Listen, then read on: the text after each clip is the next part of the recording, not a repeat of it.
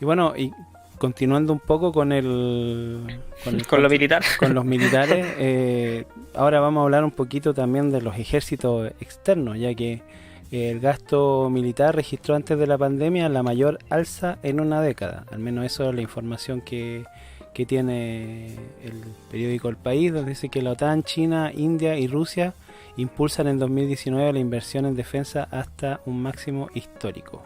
No sé en quién quiere comenzar con el desarrollo del tema.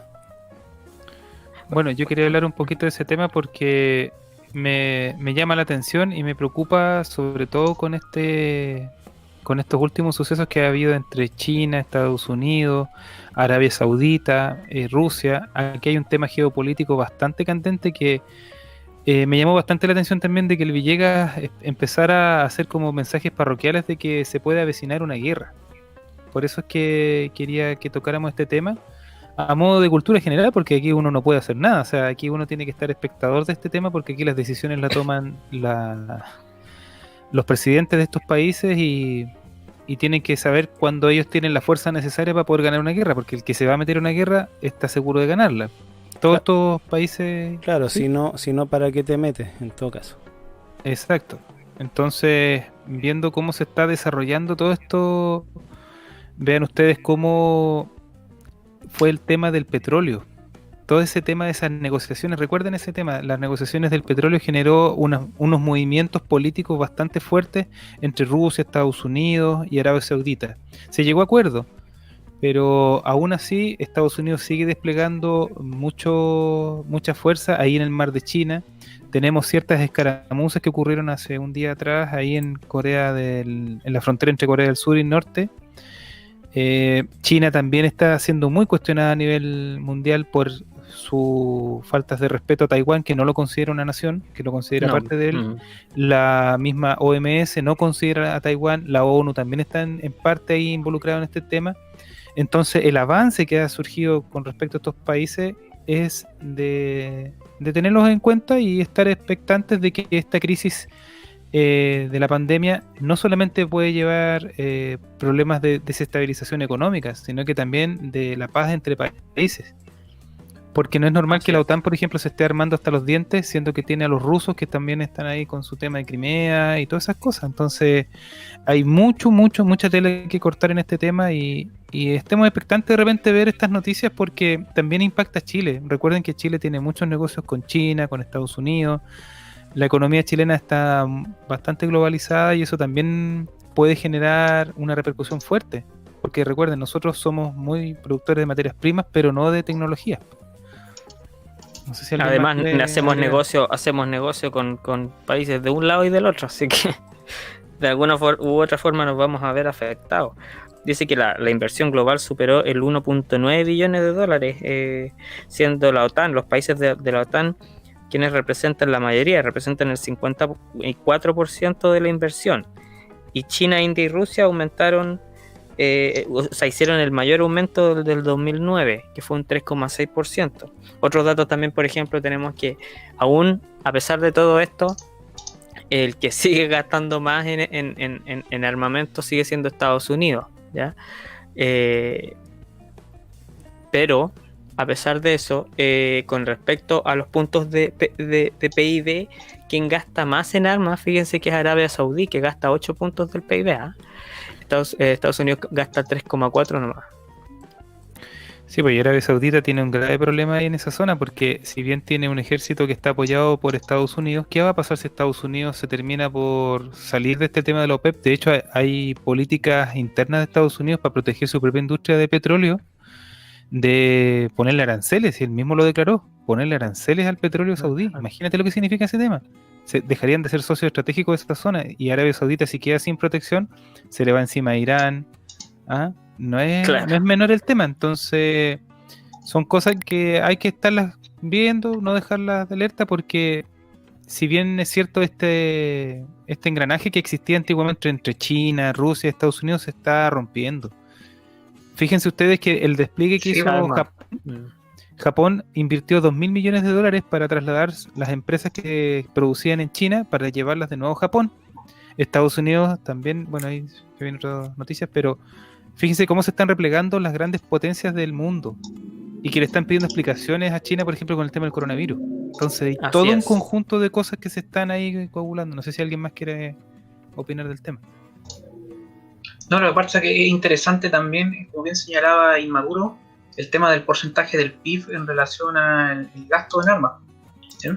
Y Arabia Saudita e Israel dentro del top 20 son los que tienen el mayor porcentaje del PIB en relación al gasto, ¿ya? Gasto de armas, digámoslo así.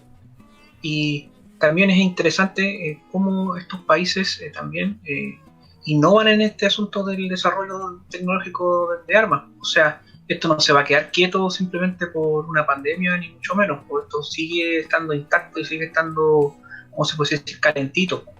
Por si, ¿me entiendes? Puede haber quizás desarrollos de armas que nosotros no tengamos ni idea que están realizando en estos momentos, sobre todo cuando hay momentos de incertidumbre, como en el caso de esta pandemia del COVID-19. Entonces, incluso yo pienso que se están desarrollando más que antes. Claro, exactamente.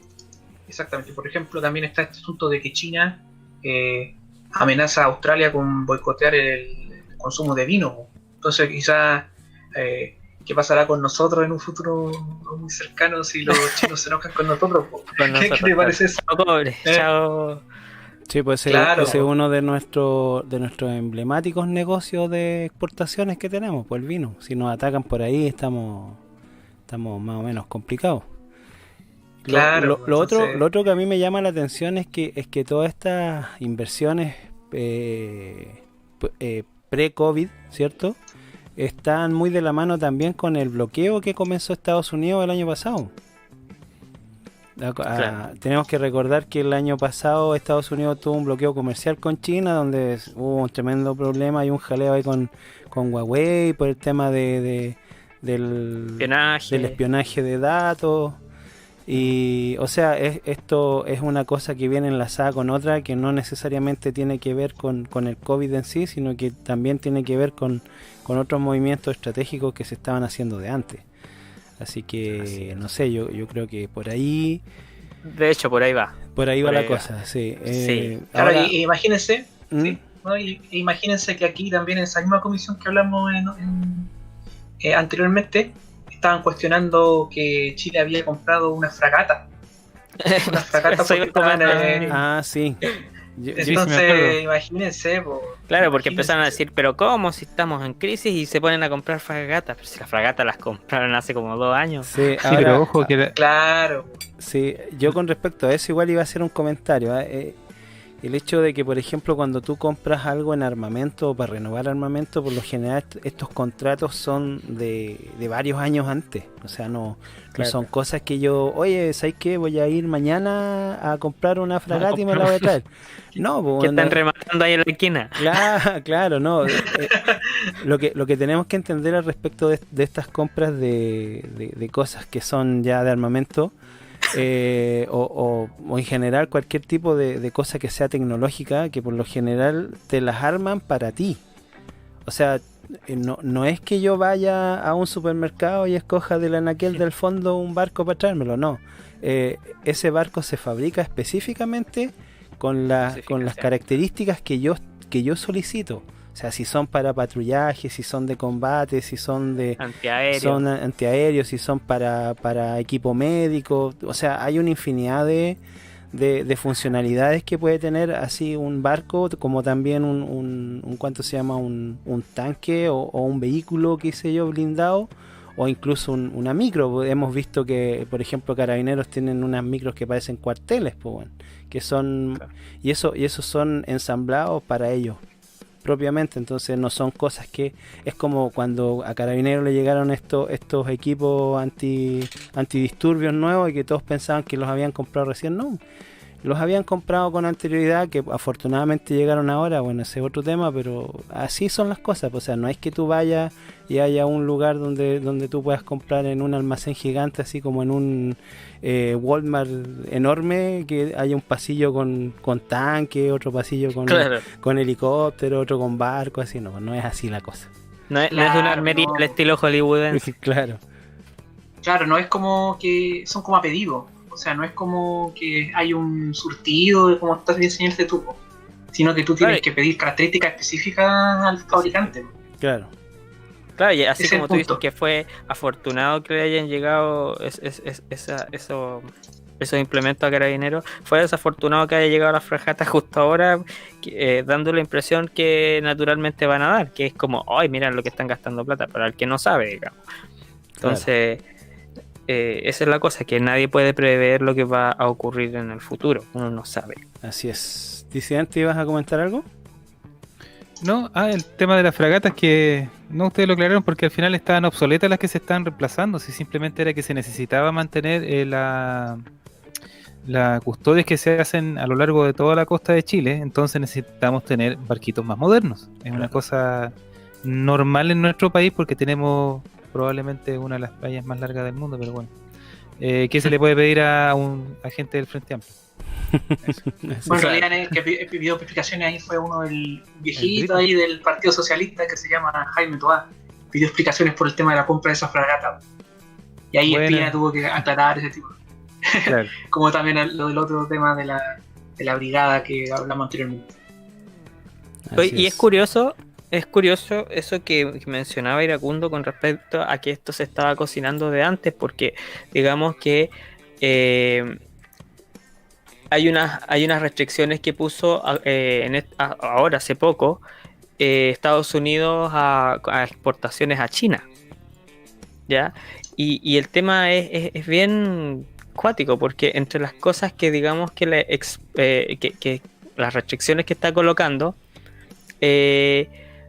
hizo unos cambios a normas que imponen nuevas restricciones a las exportaciones a China, incluidos componentes de aeronaves civiles y artículos relacionados a semiconductores, ¿ya? O sea, para restringir. ¿Y esto en base a qué? A que los chinos son secos para transformar componentes de aeronaves civiles, los transforman en componentes para aeronaves militares. Y los chinos también son secos para, digamos, manipular empresas para que hagan estas compras y que estas empresas después ya sea les revendan no sé qué harán ahí, pero le entreguen dichas compras a los militares chinos. Entonces de ahí es que nace estas restricciones a las exportaciones que está aplicando Estados Unidos, ¿ya? Y esto es interesante con respecto a lo que decía Iracundo de que esto probablemente de la compra de armas masiva se está gestando hace un tiempo más o menos importante. Exacto, y una de las cosas que por ejemplo también tiene que ver con lo que tú acabas de mencionar es bueno, todos sabemos de que por ejemplo España, Italia y varios otros países han recibido un montón de insumos chinos sanitarios que son un fiasco, un asco, una porquería por decirlo de menos. Y estamos claros que muchos de los productos que produce China son básicamente basura. Entonces ya de un tiempo a esta parte es que están colocando igual un poco un hasta aquí con ese tema, y en parte tiene que ver también un poco los bloqueos en tecnología y en otras cosas por eso, porque se ha detectado, eso es una noticia que estuve viendo hace poco, que por ejemplo en el tema de los procesadores no están cumpliendo con las características que realmente están pidiendo. O las que prometen. Claro, es que lo que pasa es que vienen con una especie de chipset, digamos entre comillas, que falsea los datos que te puede medir, por ejemplo, los benchmarks. Ya. ¿Me entiendes? O sea, engaña, el benchmark recibe un engaño del chip y lo hace como que aumentar el rendimiento de manera fraudulenta, y esto está pasando en los computadores. O no aumentarlo, sino que informarlo. Claro, lo informa de manera fraudulenta. O sea, por ejemplo, el procesador en sí debiera dar una puntuación de 8 y te da una puntuación de 11. Una cosa así. Y resulta... Como los pendrives de 2 teras. Como los pendrives esos falsos que venían de 2 teras, claro. Y entonces ¿qué sucede? Que en base a eso también le están colocando limitaciones a los fabricantes, por el hecho de que ya también están incurriendo en ese tipo de falsedades. No sé si alguien quiere acotar algo o cerrar el tema ahí en esa parte. No, está bien por mí. Está bien. Lo dejaron bien clarito. Lo dejamos clarito.